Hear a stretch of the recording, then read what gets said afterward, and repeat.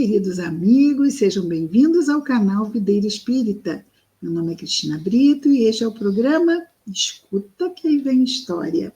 Aqui semanalmente vemos as histórias do espírito irmão X, Humberto de Campos, recebidas pela espírito, não é? Humberto de Campos, recebidas as histórias pela mediunidade de Francisco Cândido Xavier. Atualmente estamos vendo as histórias reunidas no livro Reportagens de Além Túmulo, publicado pela Federação Espírita Brasileira. Hoje vamos ver a história 19, Quando Felisberto voltou. Felisberto Maldonado é o nome do nosso protagonista da história de hoje. Quando Felisberto voltou.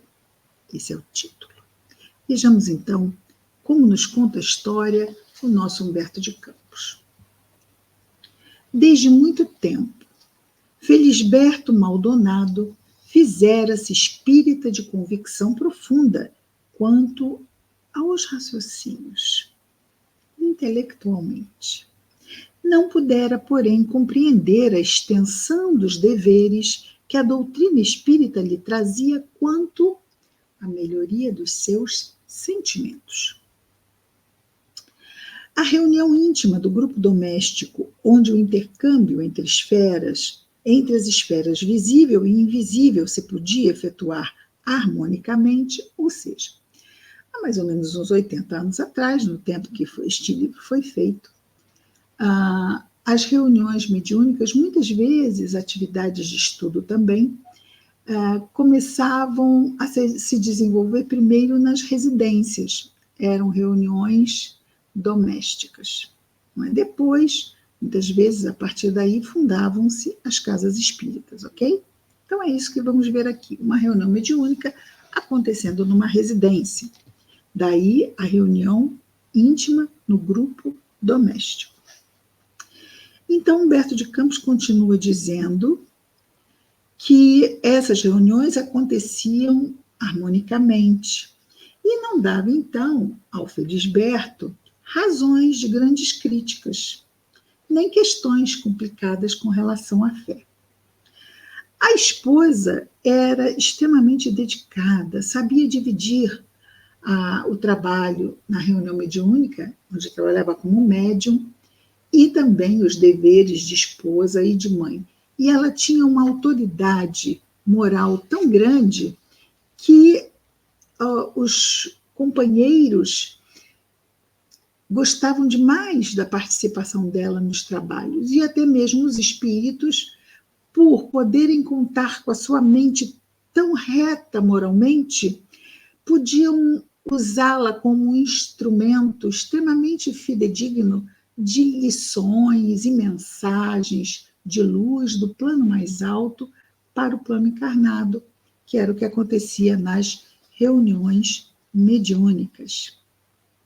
Mas o mesmo não acontecia com seu esposo Felisberto, pois ele esbanjava o tempo disponível para criticar tudo e todos, asperamente. Estava ali junto de um grupo pequeno de espíritas e sempre, vamos dizer assim, procurava situações e acontecimentos que ele pudesse explorar na crítica, naquela crítica mordaz, não é? Naquela crítica cruel. Descuidado e rebelde, vivia a caluniar, chegava a isto, reputações e a desanimar os fracos impiedosamente. Tal disposição convertera-se neste companheiro numa mania perigosa. Então, quando ele chegava no lar, a primeira coisa que ele fazia era pegar o jornal e ler tudo para ver se encontrava um alvo que ele pudesse se centrar para começar a destilar o seu veneno, as suas críticas maldosas. Então, quando isso acontecia, ele corria para procurar o primeiro companheiro para começar, não é, a destilar o veneno. E aqui Contando o exemplo de uma dessas vezes, nosso irmão X diz: leu a notícia, Amarante? Ele para um companheiro desse grupo doméstico. Que notícia, homem de Deus? Ontem, o João Faria compareceu à polícia para esclarecer o caso dos 20 contos. 20 contos era muito dinheiro. Contos de réis era a moeda dessa época.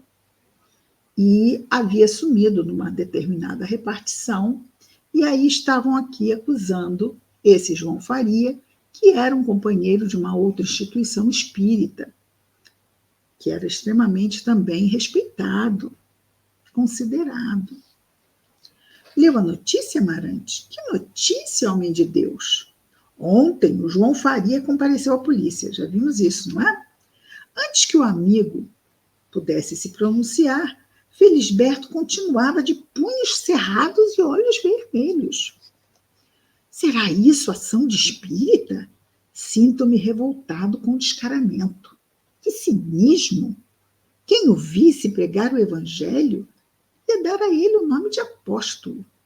Passando eventualmente pelo grupo em que atua, esse tratante, era assim que estava sendo tratado. Sempre fiz questão de entrar para vê-lo, cumprimentá-lo, eu sempre carinhoso e solícito, vendo-o também tão amoroso diante dos necessitados e sofredores. Muitas vezes o tomei como padrão para mim mesmo. Não é de revoltar os mais tolerantes? Aqueles gestos de amparo fraternal constituíam capa imunda, ou seja, pura aparência vazia. Agora temos aí este senhor aqui retratado na galeria dos gatunos. Gatunos são ladrões, não é?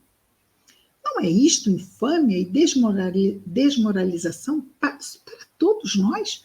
Porque como ele, como espírita, estivesse ali denegrindo todos os espíritas por estar envolvido numa situação criminal. E Amarante, o companheiro que estava sendo ali procurado pelo nosso Felisberto, diz assim: sim, o caso do Faria, sem dúvida, é chocante. Merece, porém, consideração especial, Felisberto. Quem sabe não será apenas vítima esse nosso pobre companheiro? Não são frequentes os terríveis enganos? A quantia desapareceu dentro da repartição. Ninguém surpreendeu o autor do delito. Alguns colegas o acusaram e o diretor julgou procedente a denúncia. João declarou-se inocente, mas nada convenceu neste momento e ele acabou sendo demitido e convocado ao distrito policial. Este o quadro passível de exame aos nossos olhos. Nossos olhos falíveis. Quer dizer, é isso que sabemos. Como tirar conclusões além disto? Analisando-lhe, porém, a vida irrepreensível, quem não se compadecerá do acusado? Quem sabe não esteja ele suportando voluntariamente a culpa de outra pessoa? Às vezes, onde os nossos olhos suspeitam criminosos, Deus observa missionários de renúncia. Maldonado, nosso Felisberto, perdia o entusiasmo ardente de acusador, mas respondeu contrariado. Mesmo diante da sua tolerância, mantenho cá o meu juízo.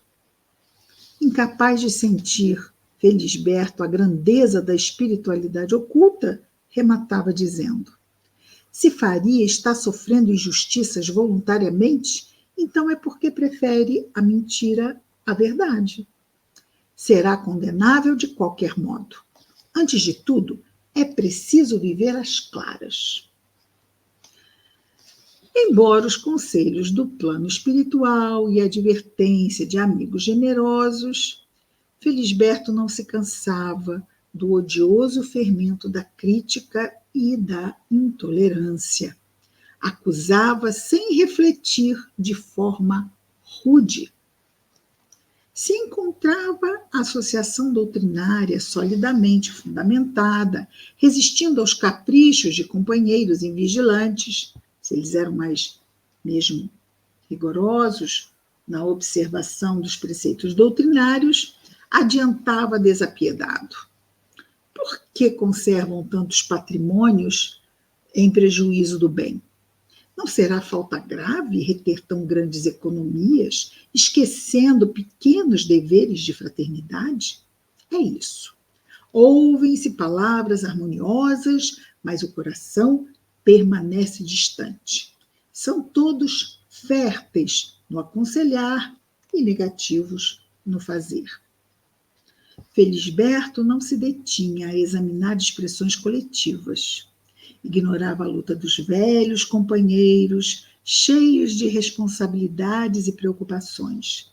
Não tinha forças, não sabia das enormes forças que esses companheiros tinham que lutar e enfrentar para levar tanto os seus deveres profissionais quanto os seus deveres domésticos, quanto os seus deveres junto ao movimento espírita. Mas, longe, Felisberto, de lhes estender mãos fraternas na colaboração justa, acusava-os de agiotas, velhacos e interesseiros. Se algum amigo, menos firme na fé, lhe procurava para saber o que ele achava de um determinado companheiro que ele não conhecia, ele falava e respondia sem hesitar. Aquele é sepulcro caiado, não se iluda. De espírita só tem o rótulo. Conheço-lhe a vida minuciosamente. Por vezes buscava, através do seu áspero critério, mentirosas informações da leviandade popular, ou seja, ele dava como certo e verdadeiro fofocas maliciosas que o escutava e levava-as adiante. Bem infantil, imaturo e incorreto. Não é?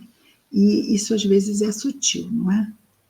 Às vezes ouvimos uma coisa aqui e às vezes sem perceber podemos comentar ali. Ah, mas foi com fulano, só com aquela pessoa, não vai espalhar para ninguém.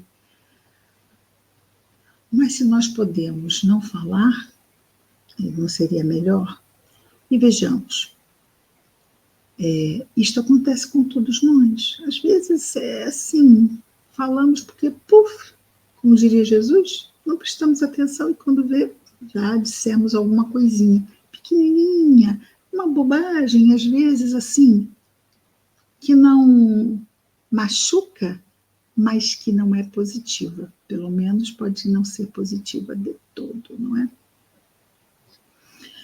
Claro que essas histórias sempre nos são para chamar a atenção sobre determinados pontozinhos, não é? Ou às vezes pontos maiores. Continua o nosso Humberto de Campos dizendo: tão desviada existência terminou, como era natural, em reduzidíssimo círculo de afeições. Ou seja, claro que essa forma de ser não ia fazer com que ele tivesse um grande círculo de amigos. Isso afasta as pessoas, não é? Quem fala do outro comigo vai falar de mim para o outro. Isso é aquela conclusão muito óbvia, não é? Então, isso não agrega, isso afasta. E no dia que ele desencarnou, era muito reduzido o círculo de amigos que ele tinha.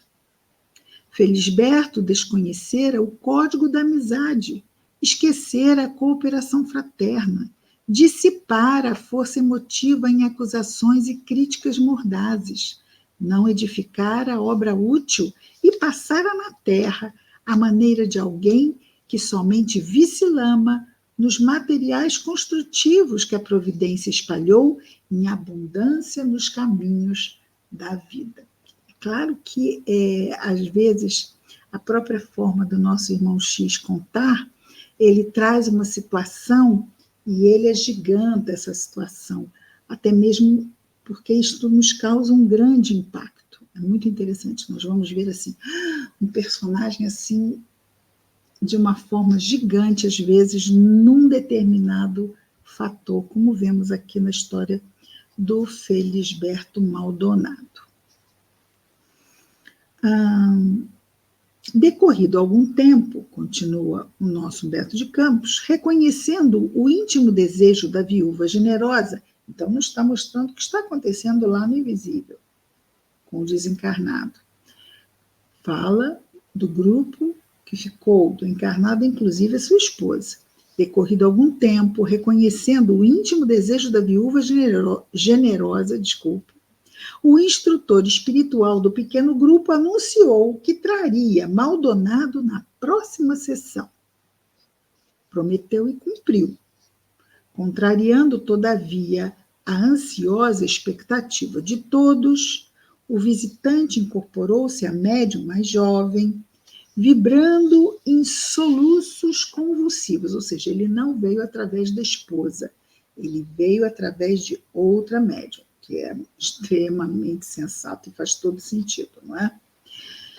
E então ele chegou em soluços convulsivos, não saudou a quem quer que fosse, não se referiu à vida nova e apenas clamava de cortar o coração mais endurecido.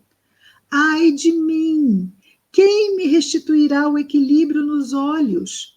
Não vejo senão animais horrendos, casas de lama envolvidas em sombra. E após angustiados gemidos perguntou: quem sois vós, que tendes garras em vez de mãos, e mergulhais a cabeça entre espinhos? Espinhos, os dedos, não é? Quer dizer, ele via as pessoas, mas não identificava, via as pessoas como monstros, as mãos como garras e os dedos como espinhos. Muitas pessoas na reunião mediúnica, não é? Muitas vezes ficam assim, abaixam a cabeça, põem a mão assim. É interessante, ele está descrevendo isso. Observando os benfeitores espirituais que Dona Silvana chorava baixinho, retiraram-no imediatamente. Estava causando muito sofrimento à sua viúva. E ante perplexidade geral, o mentor do círculo tomou a palavra e explicou paternalmente: não vos admireis diante da dolorosa observação desta noite. Nosso Maldonado vem atravessando a prova justa de quantos se esqueceram de preservar a reflexão e a prudência, que são igualmente dons sublimes, subordinados ao ministério da visão espiritual. Ele, que jamais quis contemplar o lado útil e o aspecto louvável das pessoas e dos acontecimentos, hoje colhe os tristes resultados. Cada ser e cada coisa, nos planos das formas normais e naturais em que nos encontramos, apresentam as faces de luz e sombra, quais lagos que oferecem ou o espelho transparente ou o leito escuro do lodo. Então, esta visão espiritual depende muito do coração que está ali. Então, é como se a visão espiritual, vamos dizer, fosse um lago. Aqueles que usaram bem seus dons, o seu livre-arbítrio, melhor dizendo, não é, de acordo com a lei de Deus, veem como um lago transparente. Outros que não usaram bem podem ter a visão turva, como o lodo, né, que não deixa ver o fundo. Felisberto resistiu aos nossos apelos, quando ele estava encarnado, não é? Foram vários. E desdenhou dos amigos vigilantes e dedicados. gastou tempo e fixou a experiência nas zonas sombrias.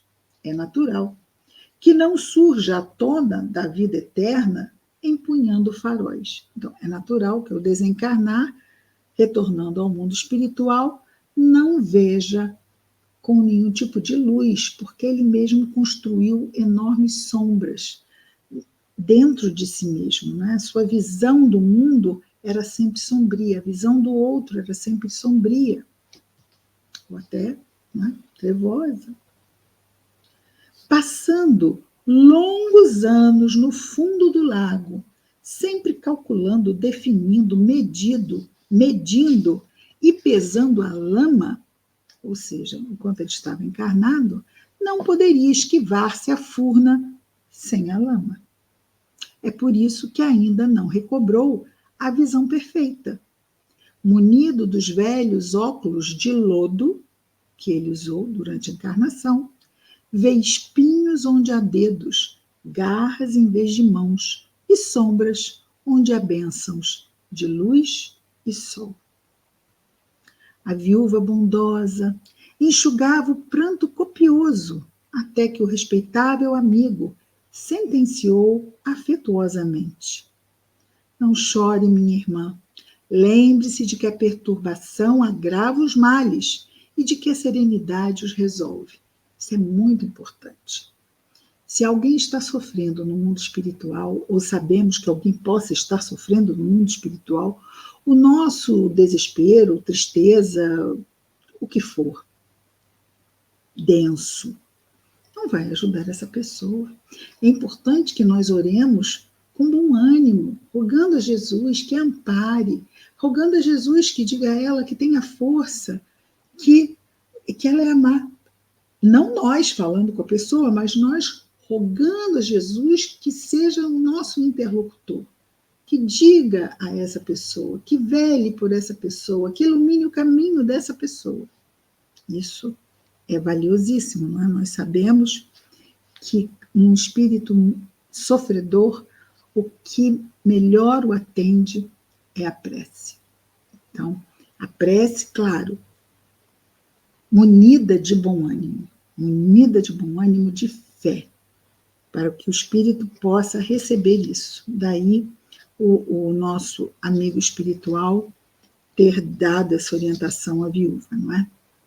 E imprimindo singular acento às palavras, afirmou ao despedir-se o mentor: sobretudo, que ninguém esqueça a lição preciosa de hoje, quando Jesus revelou aos discípulos que a candeia do corpo são os olhos, ou seja, a candeia é a lamparina do corpo são os olhos, destacava a importância do nosso desenvolvimento espiritual pelo modo de ver.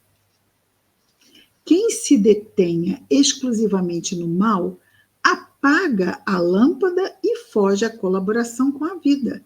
Mas quem vive pelo bem, embora se aproxime do mal, consegue transformá-lo em coisa útil, porque encontrará possibilidades divinas em toda parte, cooperando com Cristo para a luz eterna.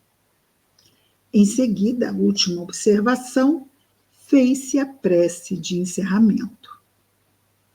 Os companheiros tinham os olhos molhados, e, ao contrário do que se verificava em ocasiões idênticas, ninguém se aventurou a fazer comentários. Então, sempre ao final da reunião, comentava-se o que havia acontecido. Nessa, não. A reunião acabou, ninguém fez nenhum comentário. Cada qual tomou o seu caminho em profundo silêncio. Ou seja, foram extremamente reflexivos no seu retorno ao lar, e provavelmente essa reflexão deve ter durado bastante tempo, e nós estamos também aqui sendo convidados para, pelos bons espíritos que nos trouxeram essa história através da mediunidade de Chico Xavier, a refletirmos sobre a candeia dos nossos olhos. como vemos o mundo. E se estamos, após Jesus, seguindo o Mestre, a nossa visão de mundo precisa ser ajustada na esperança, precisa ser ajustada na bênção, precisa ser ajustada na fé. Por quê? Porque nós sabemos, estamos vendo ele ali, no timão, levando o barco, guiando o barco, colocando o leme no rumo certo. Jesus não erra. Vamos confiar que o nosso olhar, às vezes podemos olhar e dizer, mas isto está tão confuso, isto aqui eu não sei onde vai parar, eu não sei onde vai parar. Mas o meu olhar continua o quê? Positivo e confiante, porque eu sei quem está permitindo. Às vezes achamos, não é? Que estamos numa noite escura, sem estrelas, mas logo, logo, vêm os primeiros raios do novo dia. Vamos confiar, porque isto é o certo. Jesus está à frente, Deus é nosso Pai, não nos desampara, sigamos confiantes. Até a próxima semana, com mais um Escuta, que aí vem história. Muita paz a todos.